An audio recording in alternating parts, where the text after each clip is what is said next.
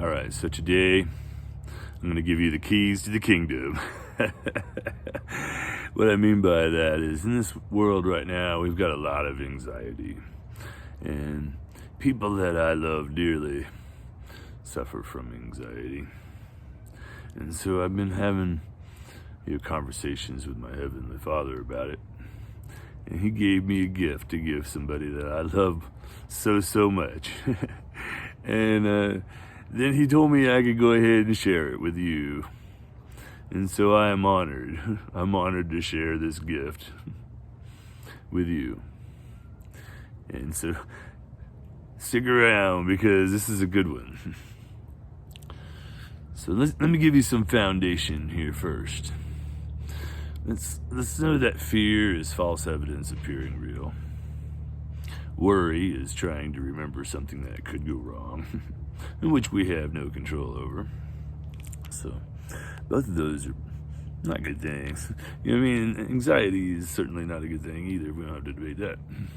And so what we want to do is we want to first of all realize that you can't have a positive come from a negative. Okay? So if you have negative feelings, negative emotions, then you're not going to have positive output. You know what I mean? Like, have you ever seen that person where they're, I can't find my keys, ah! And then you walk up and you go, they're right here in front of you. It's because their state was in a state where they could not see the truth of the keys in front of them.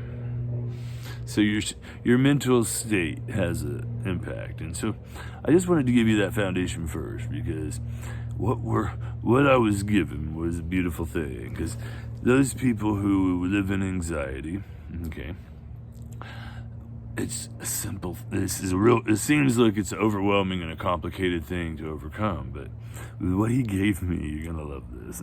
It becomes simple. So it's a little equation. So what happens is something exciting happens, you know what I mean? Whoa, yeah! And then there's two responses you can have. You can be like, what could go wrong?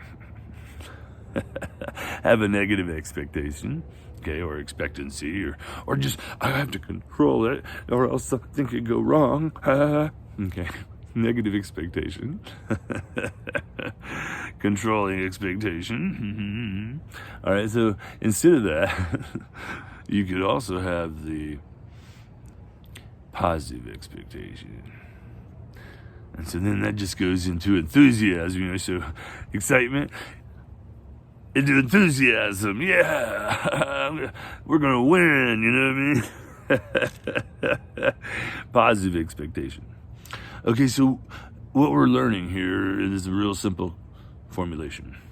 You have an accumulation of energy because there is excitement.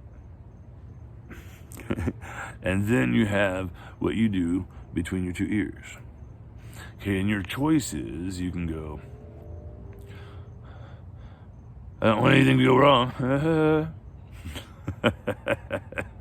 Or you can go, this is going to be great. Yeah. I'm simplifying, and I realize it's not that easy, but let's now bring it into a little deeper level. So when you are mentally going, okay, realize it's your self-talk. What you're doing is you're asking yourself questions that are leading you into anxiety. Okay, so what you're doing is you're going, what could go wrong? Or I don't want that to go wrong. Or this needs to be taken care of. I need to make sure of. I need to control it. Okay? Instead of just being and enjoying. You know what I mean? And being in gratitude. When you're in gratitude, then guess what? You get to enjoy the ride rather than going, imagine that is a roller coaster, right? I love this one. Okay, imagine it is a roller coaster, and so you have the choice. You can be like, it's got to be right. I gotta control it, and you cannot enjoy the ride at all. And you're still going to go to the exact same destination. But in life, that's not the case, because you create your reality. And so when you go, then you get what you expect. Yeah, think about that one. And so, instead of going like that, and be great, be like, hey, how exciting, I'm on a roller coaster. Yeah! You know what I mean? Enjoy the opportunities that come around. And so, I know I'm making light of it, but I'm doing that on purpose because if I can get you to laugh a little bit, you're going to realize the truth of what I'm saying. Whenever you feel like that negative self-talk is coming in, you know what I mean? And we're not just talking about negative self-talk like, I'm really a bad person. No, I'm talking about negative expectations or concern, worried, need to control. See, the need to control is just a symptom of not living in gratitude, right? Because you got to control it. Because if you don't control it, it's not going to come out right. But if you have faith, and you have that direct relationship with our Heavenly Father, you don't have any question of it that it's going to come out right. Are you following me? We make our own prisons with these things that we say to ourselves as we try to make it so that everyone is okay with who we are. Be okay with who you are. If you're okay with who you are, it matters very little if anyone else is. The biggest thing here that I want to get across to you is if you have anxiety, change the way you talk to yourself. Start to think about what you can notice. Notice when those little questions come in your mind, like, oh, what if that goes wrong? And then pluck that weed from your mind and instead focus on how awesome can we make this? How can we make this even more awesome? What can we do to make it even better? How can we just maximize this with a positive expectation? You see the difference? One path you're gonna go down with a big smile. The other one you're gonna be